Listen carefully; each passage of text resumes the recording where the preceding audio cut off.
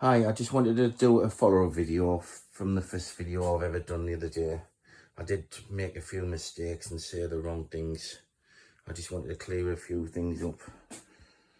The first one is when you have this gearbox on, you should make sure that you don't have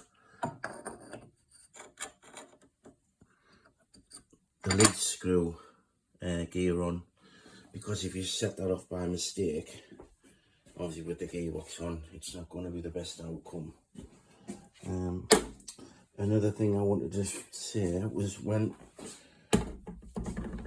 I put a lock and grub screw in every one of my chucks, which I have there, what I did was on my first chuck, I wound it on, it put a dimple on the register diameter. I then put a flat on that diameter to obviously so it doesn't burr the diameter up. Then every subsequent chuck or faceplate, I actually wound them on till they locked up. Then I marked where the flat was. Then I put the grub screw in that place, because you don't want to have loads more than one flat. So all my 5 chucks and faceplates actually lock up at the same point.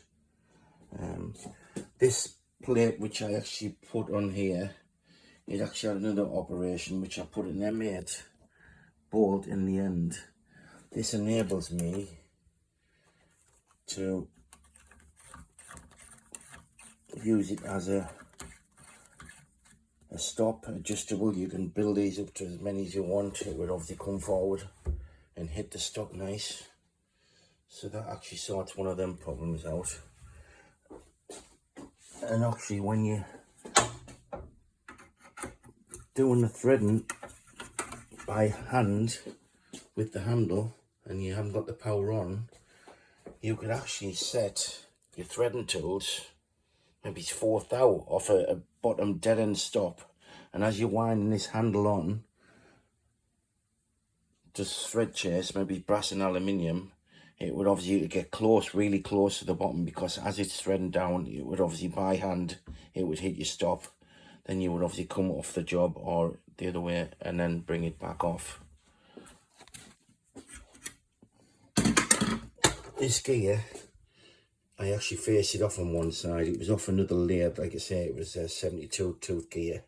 You can actually you can reverse this plate if you wanted to, if you wanted to make the view on this side easier, or you could actually put it back that way and you can obviously see it. But I think I do prefer it in this sort of view.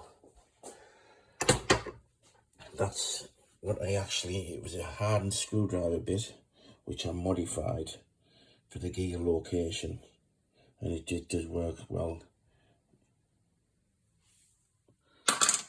This was actually an ER16 150mm long collet shaft extension, and this was the lock and collar, which you can actually lock in position. You can actually lock the grub screws off on the bearings as well, but I just wanted a bit more substantial.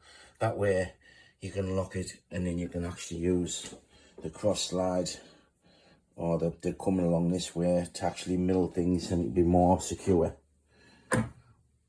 These covers are just breaker bleed nipples, which I use to cover it up. Like I say, I've got a different oiler system than what I do on other ones, and it does seem to work okay. I have actually cut some keyways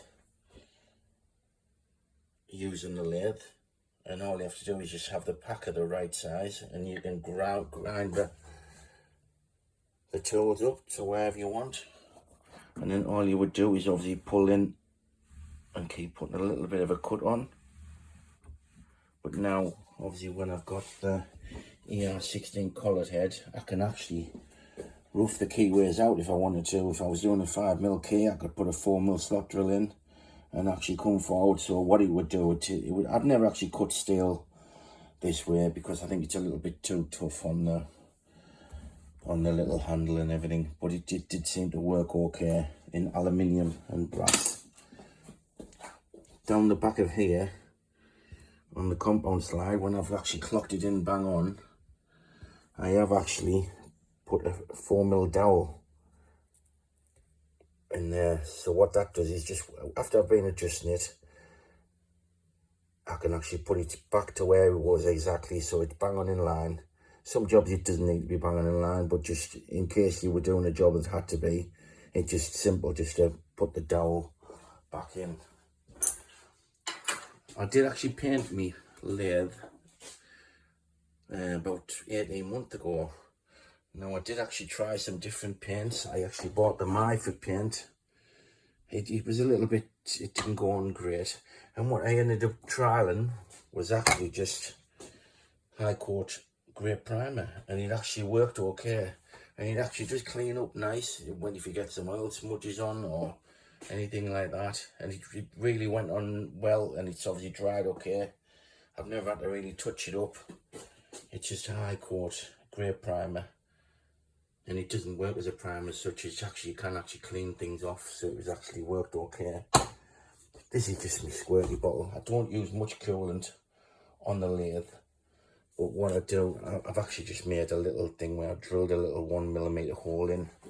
So what it does is just, I can squirt little bits on. Like I said, I don't use much coolant because I have actually relieved my tray here. This was to aid swarf getting out easier.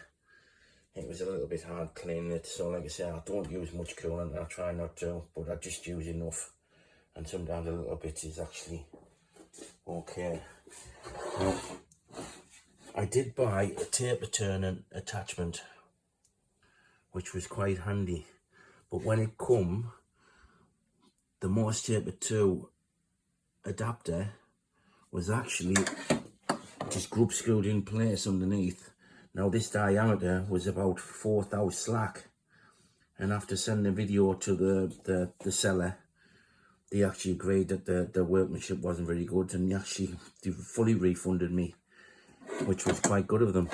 So all I did was modified an old milling cutter head, and I actually reamed the hole out again in here to get a nice parallel shaft. But this thing goes in here. Now it is quite important that this is horizontal. It wants to be somewhere near. Now I didn't, now that I did actually come up with this sort of, if you have a look, I've actually just fixed that bar into where the key for the driving dog for the milling cutter would be, and I turned a little hardened Allen bolt, if you like, and what that actually does, it actually slides into the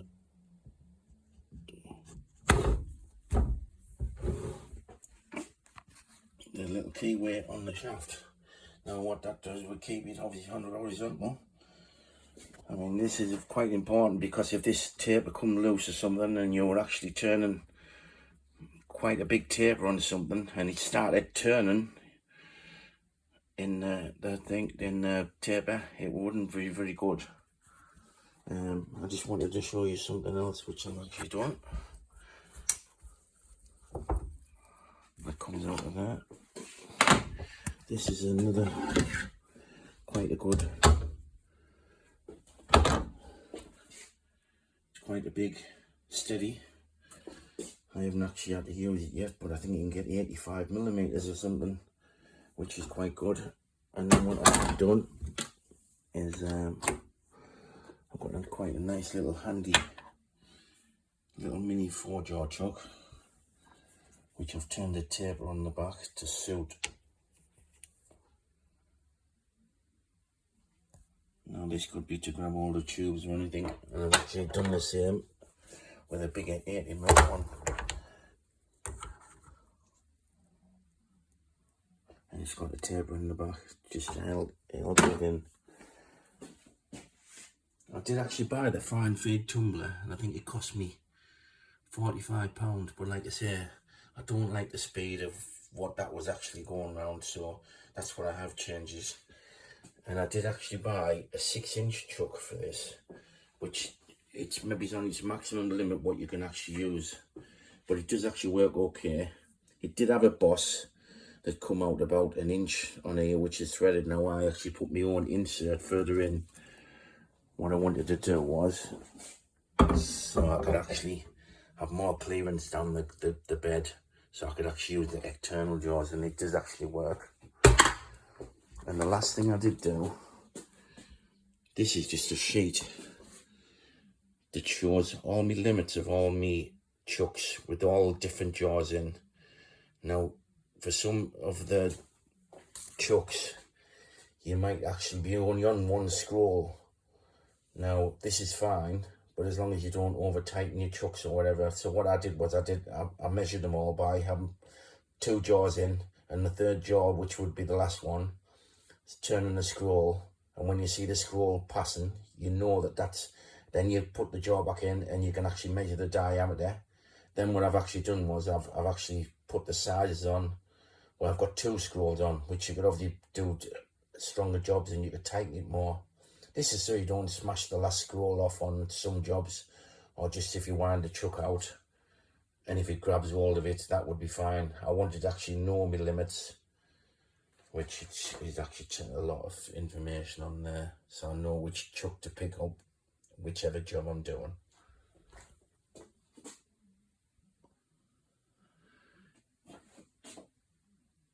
Alright, thank you.